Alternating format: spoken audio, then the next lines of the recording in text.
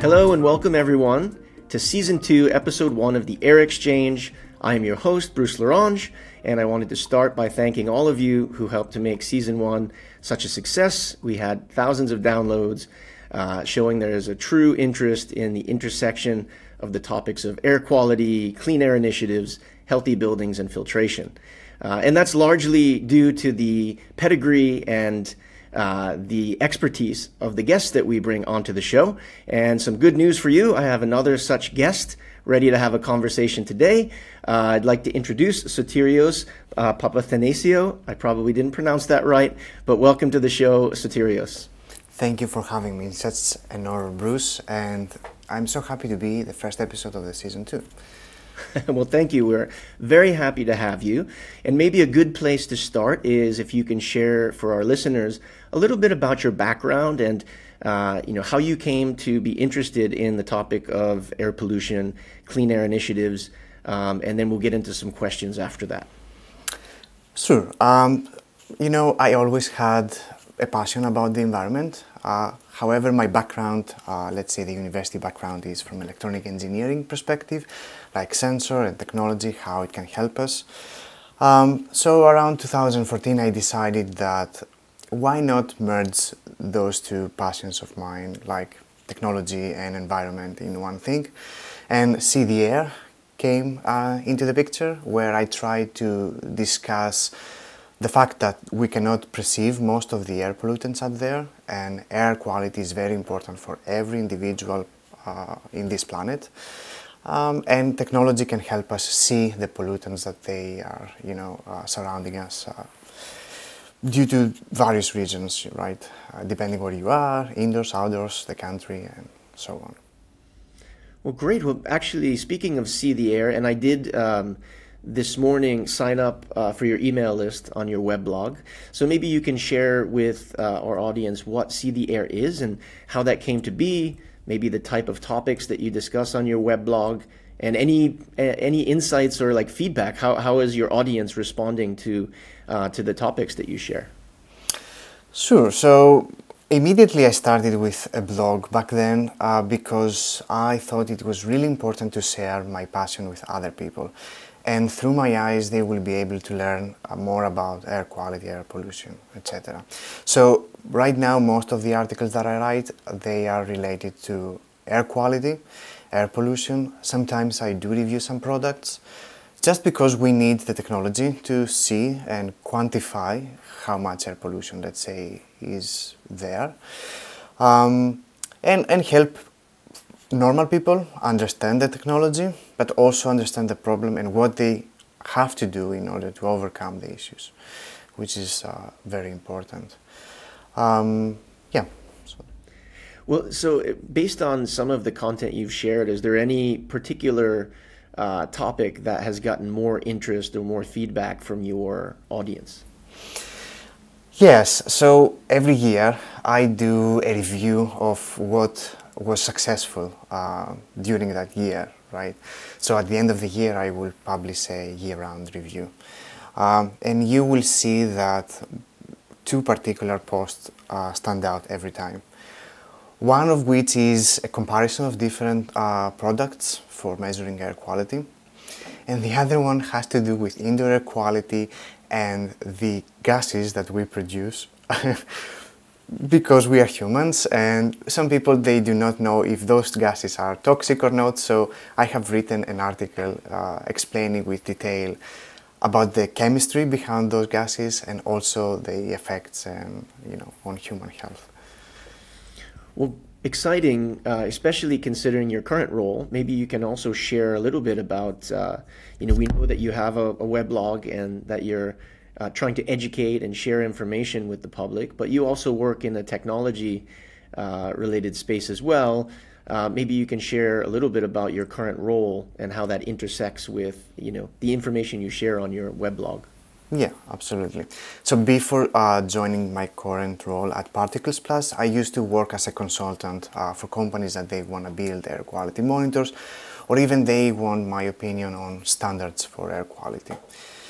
Currently, I work for Particles Plus, which is a manufacturer of sensor technology for particle counters and air quality monitors. And my role in the company basically has many layers actually. So I deal with many stuff. I deal on how to educate users, on how to educate clients of what products they need because of my expertise, but also in the development of new products for the market related to air quality. Great. I mean, this touches on a topic which is something that is always a bit baffling to me. I don't have a good answer for, so perhaps you can share some insights. But, based on the technology that's available for air quality monitoring, based on the amount of media attention around air pollution, indoor air quality, and this constant drumbeat that there's a problem out there, with all the technology that's available, is there a reason that you think there's less adoption of either building owners, homeowners, people just using the available technology to monitor the air and then to take action to try to make cleaner indoor environments? So after COVID or during the pandemic, there was an explosion of technology-related products that they can measure air quality. And there was also an explosion in adoption as well. Now the situation is a bit different though, but I don't want to go there right now. The problem is always the same. Like if we think of how people understand information or how much information they are willing to understand. And I will give you an analogy in order to understand better. So let's say I have cancer, which I don't, but let's say I have cancer. Do I want to learn about the fact that I have cancer and fix somehow the problem? Or do I want to continue living a happy life and eventually, something bad is going to happen to my health, so I will die? So the same thing happens to buildings. People sometimes they believe that it's better not knowing than knowing what's going on, because they think that living in a building and not knowing what's going on, they are happy, right? Nothing's gonna disturb them, even though air pollution has long-term effects. It's not something that you will notice immediately, with some exceptions of some specific pollutants out there, but in most cases the effects are in a long-term time scale, so you won't feel the effects immediately. So people, for that exact reason, they believe that it's better not knowing rather than knowing. And it's a very difficult task to educate people on how to measure properly air quality and how the data can inform them on taking better decisions upon different tasks that they may do indoors, let's say, and they may create pollution on the environment. Sotirios, what do you think it will take to change that, to really get people to be thinking about it, not ignoring the matter, but really addressing it? Do you think that there's a switch? Is there something that needs to happen besides just the attempts of education that are happening currently? This is what I try to do for many years, educate people through my blog, my books, social media. I try to post as much information as I can in order to raise awareness on that matter. In most cases, I think always there is someone around us, family or friend, that has some kind of air-related issue, but we haven't connected to our mind that this is triggered because we are doing this exact action. Like in my environment, for example, I have a niece. She is an asthmatic, 20 years old now. And what happens inside her house is that they cook, and for some reason the exhaust that they used in the kitchen is not working properly. So the house is filled with fumes during the cooking process. Let's say they are grilling something. They will do the grilling indoors with no ventilation. So imagine now filling all rooms with particulates, gases, etc. And she immediately runs to take the inhaler. So I had to step in and inform her parents that this is happening because you are cooking not properly, you're not ventilating the room properly, and she is now she has to go and reach for the inhaler in order to feel better from the effects of the air pollution indoors. Yeah, I mean, this is a great example. I think Yes. personalizing it is certainly important. I do remember, I don't remember the exact statistic, but reading around the holiday when everyone was, roasting turkeys, Yes. that without using your range fan, basically it was the equivalent of spending a certain amount of time outdoors in New Delhi when the air quality wasn't very good. And I think that that's the kind of statistics that are a bit shocking. But until you personalize it with either a family member or someone actually has that conversation, it really feels like it's interesting by the numbers statistics to talk about, but not really related to actions or mitigation or lifestyle changes that are making cleaner indoor environments. Yeah, absolutely. And when it comes to food, it smells nice. Right. So people associate the nice smell with no issue, no problem. Right. Everything is good. Like the new car smell or scented candles. Like these Yeah. are things that are comforting, but unfortunately we know that they have potential health impacts. Exactly. So you mentioned your books, Sotirios. Can you share a bit? I know you have 3 books published. Can you tell us a little bit about those and what inspired you to write those specific books? Yes, like what I mentioned earlier is my passion to educate others on the matter of air quality. So I have some books about that they are tailored to kids, and you will find them in many places around the world. Some universities, they have translated in other languages. They are adopted from some schools here in the US as well, in Texas if I remember well, in the UK, New Delhi. Now they are asking to be translated in Farsi, which is a Persian language, and I'm more than happy to give the book to the people and get the translation back. So I think that people need material. And then I have a book that is tailored to adults and explains a little bit with basic terminology what is air pollution and what's the effect of air pollution to the human body. Going through various scientific studies, I took them and then I rewrote them in a very short paragraph about what the pollutant that they talk about is affecting our body specifically, and what was the results out of these studies, in order for the people to understand something in a lame terms, because not everyone understands statistical analysis and stuff like that. And then I discuss about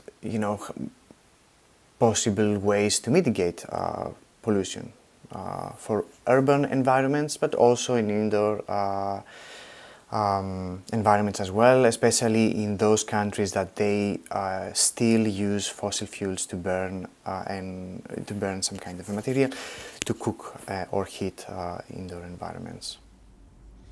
You mentioned urban environments. Before that, actually, let me applaud that you wrote a book specifically for children, because I think that's something that we haven't seen a lot of in the industry or the thought leadership sphere of people who care about this topic, and I think it's important enough that it should be used in education materials. So I think that's fantastic, and hopefully that gets wide scale viewing with children and potentially schools even around the world.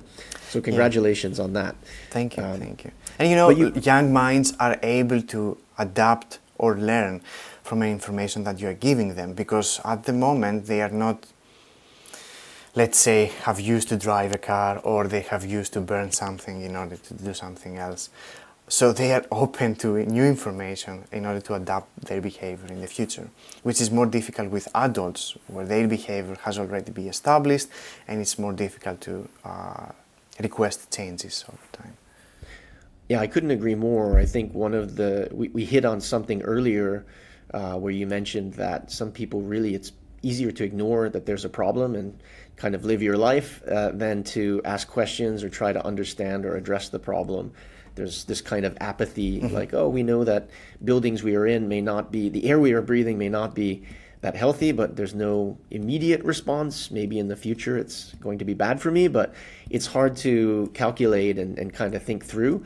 And so instead there's just kind of, let's ignore this, that sort of attitude. But yeah, with children, there's always the why, right? There's this genuine curiosity, and I think that's needed to really have conversations and get people thinking about the air, just like they think about food and hydration and drinking water and anything else in our environment that can lead to a healthy and productive life. So I think that's a great move forward.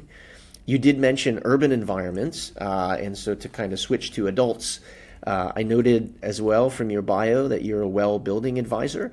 Maybe you can share a little bit about what that role entails and your thoughts on the importance of having a well building standard for society.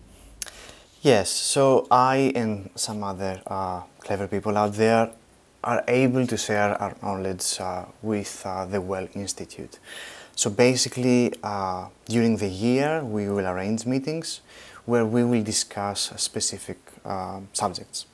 Let's say, for example, last year we discussed whether we have to expand the sensor availability and not only use a CO2 sensor that complies with the NDR technology, but some other technology as well, like photoacoustic CO2 sensors. So, for example, in my case, I presented some measurements that I did, and I told them that, those kind of sensor technologies are also as good as the previous thought. So we can allow new companies and new devices to enter, the market under the well specifications.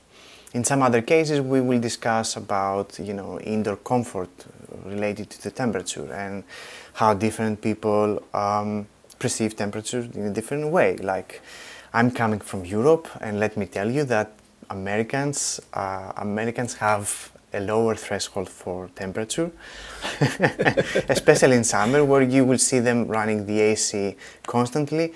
And for me personally, here in Boston is not an issue. Like, temperatures are very comfortable. I don't have to run the AC in my house. So how do you deal with this kind of problem in indoor environments? And also gender has an input in this matter as well. Women perceive temperature in a different way than men, and also depending their age, they may perceive temperature as well in a different way because hormone changes in their bodies. Yeah, it's interesting that there is, of course, we talk here largely about air quality and matters related to that, but the well building standard being focused on indoor comfort, productivity, safety through a number of touch points is just a great evolution of how the built environment is looking at buildings for people instead of looking at buildings for profit or buildings for purpose. Yes. And so it's great that there's such an occupant focused standard out there. To touch on the topic of sensors again, within that, you had mentioned that there was sort of an ebb and flow around the pandemic, not surprisingly, where people were much more curious to know about their environment, maybe concerned about their environment when it came to air and what was in the air. With the well building and the work you do there and the people you're surrounded by, is there any feeling that there's an uptick in adoption, or that building owners, facilities managers are more interested to be able to measure and share indoor air quality metrics with occupants? Well, it's a bit complicated. This is like a Pandora box a little bit. Why I say that? Because indeed you will think that, sharing this information openly about the specs of your buildings or how good the air quality is in your building, or environmental quality, let's say, it's beneficial because it will help me understand if I should go there or not. But then from the owners is a bit the opposite. They're scared that if they share this information, people will hesitate to go inside the buildings, especially when they are very occupied, because maybe they have an event or something. In my experience, I have seen buildings certified as well, or reset, or any other scheme that complies with that, with the indoor environmental quality in mind. Are buildings that they are only tailored towards conferences and events, where they are going to host lots of people. Then smaller buildings, they may measure the air quality, but they do not want to share this information with anyone. They want to keep it, private. Sure. Yeah, I because think also there is the liability right. aspect of things, that they worry that they may get sued if they got COVID or any other disease that it's transmitted through the air, and they then think it's better to keep this information private to save us from the trouble.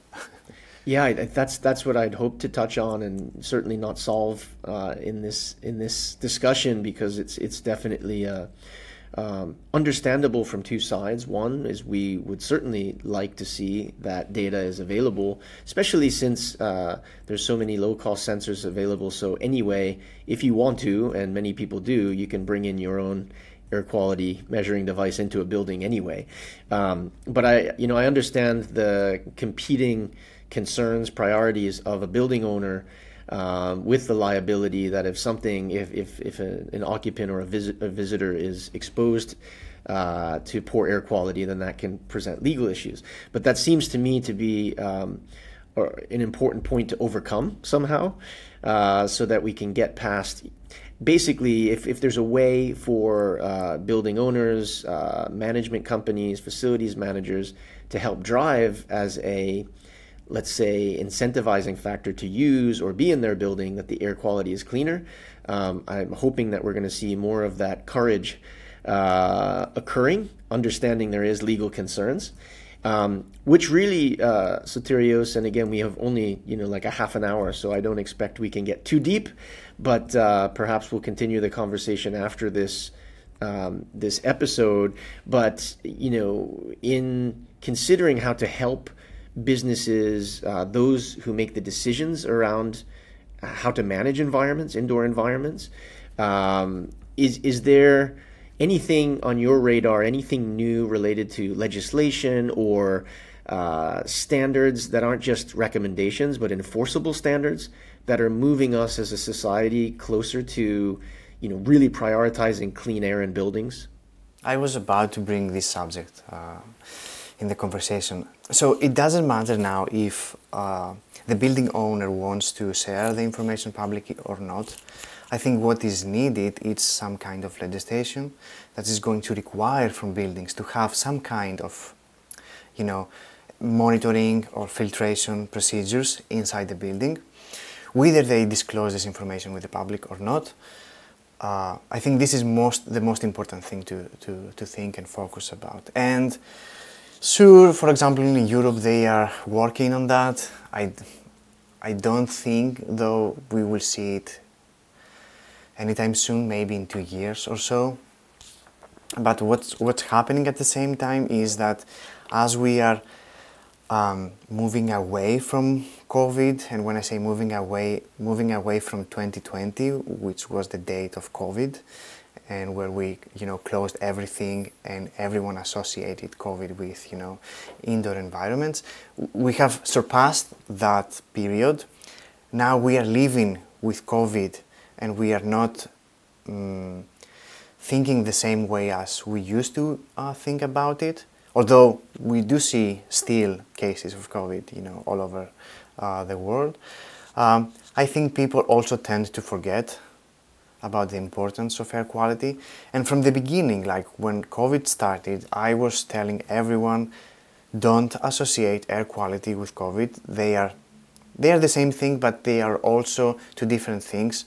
And just because COVID is gonna go away eventually at some point of time, back then we didn't know better, it doesn't mean that air quality is not we don't need to think about air quality all the time and how we can improve buildings and occupants' safety and healthy all the time from now on until the end of the day, right? Like it's super important, air quality, because there are so many parameters that you have to take into account. It's not only the transmission of one virus, it's particulates, gases, toxic gases, CO2 that may impact productivity, and we know that.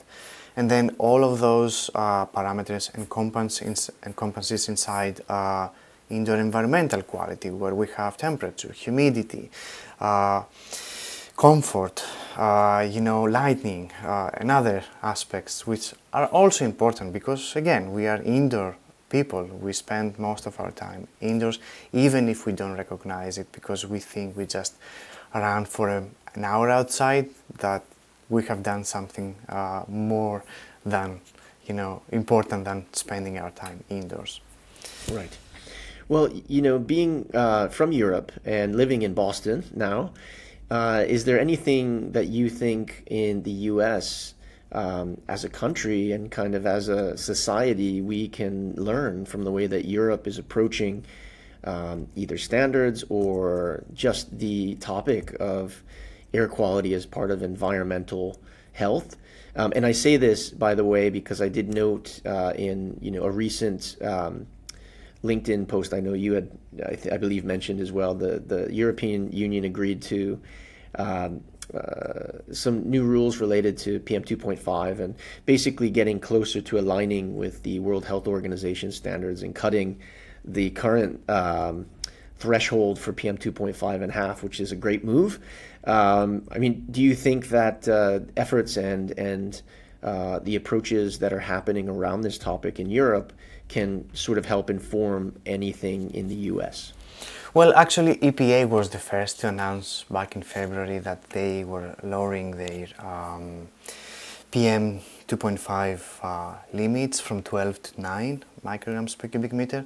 And then a few weeks later, the EU announced that they are also lowering significantly the PM and NO2 concentrations. They're not perfect, they're not near WHO's recommendations, but they are getting there. It's a process. You cannot force people too fast on doing something, because they will fight back, especially the industries. But again, those regulations, they talk about ambient air quality, and they are more tailored or focused around emissions from vehicles or the industry in general, where they manufacture stuff, etc. But they still don't have something in place about indoor air quality. And this is what I always say: no one is going to take care of your indoor air quality unless you want. It has to come from you. No one is going to come to your house and fix the air for you without you realizing that you need to fix the air quality in your house. So Sotirios, maybe one last question. We might have time for two, but I've also noted that it's quite often outside, indoor, very separate approach, the way that people think about the air that they breathe. In other words, if the outdoor air is bad, I just will lock myself in my house and I'll be safe. We know for various reasons that's not the case, but can you comment at all on the amount of outdoor air that gets inside, or how outdoor air pollution can correlate in addition to human emissions and other things that happen inside? How much of the outdoor environment should people be worried about inside their buildings? So in cases when we have wildfire smoke coming here, or an event, a very significant event is going to decrease the air quality outdoors, we do recommend people go inside and closing windows, doors and everything in order to isolate them from the outdoor environment. Those are moments of extreme air pollution, and they are not all year round. So you cannot do that all year round, because then you are running into another problem. When you close your indoor environment too tight, everything stays inside, and we generate lots of pollution inside. So we have to be very careful to filtrate the air quality if we stay indoors and we have, isolated ourselves from the outside world with, good HEPA filters that they are able to capture particulate matter. In some cases, we also recommend carbon filters, but they get saturated too fast, so I don't recommend them, because then people think that they have some kind of protections from them, but they don't, because of the super fast saturation that they experience. And unfortunately, we know that indoor environments can be much more polluted than outdoor environments. Because you can imagine a confined space can be filled with pollution faster than the world, right? So yes, that's my... Yeah, and I think it's as you mentioned before, we're an indoor species, and we've heard all the statistics, whether it's 80% or 90% of your time indoors. I mean, I think if you take that a step further, it might be interesting for people to think about it as you breathe 8 of every 10 of your breaths per day inside versus outside. And so caring about the indoor environment, understanding it, is obviously has an oversized impact on your body. So this has been a great conversation, Sotirios, as I expected. Obviously, the topic is so wide in scope. There's so many layers to this, whether it's ambient air pollution outdoors, whether it's clean air initiatives outdoors, whether it's indoor environmental air quality and remediation, education, which is the point of having this series, so we can continue to invite people like yourself who are thought leaders trying to help educate and inform the public, so that we keep asking the right questions and hopefully not only learning but starting to take some actions to make indoor environments healthier and hopefully reduce pollution outdoors as well. So I did want to thank you for taking time to be with us today on the show. One last thing, you mentioned education, and I think it's fundamental, but in the new age that we live, people have associated education with influencing. So I will say that it's more important today to influence people rather than educate them, especially in the era of TikTok, Instagram, and all of these, apps that people scroll indefinitely. It's another way to, build a better society. So I will use those platforms, and I have been used them in the past, just for this purpose, to help people understand better air quality. That's a great point. And yeah, educate could be kind of passive, whereas influence is active, and we need more active approaches. So that's fantastic. Can you share, your weblog, how can people find you? Very easy, seetheair.org or .com, it's the same thing. And then on social media, if they search my name, Sotirios, or See the Air, they can find me easily. Well, great, Sotirios. Thank you again for all the work that you're doing, surrounding this space and influencing as well as educating the public. And I look forward to staying in touch and continuing to learn and benefit from your insights moving forward. Thank you, Bruce, so much. It was a fantastic moment for me, and a pleasure to be here with you. Well, thank you, and hopefully you'll also share this episode with your audience and on your weblog. And speaking of our audience, I did want to thank everyone that's tuning in. If you found today to be educational, to be interesting, please do like and share this episode with others that you think will also find it interesting. And until next time, I am your host, Bruce Lorange. Appreciate your joining and look forward to future conversations. Wishing you healthy and happy breathing. Have a great day. Thank you.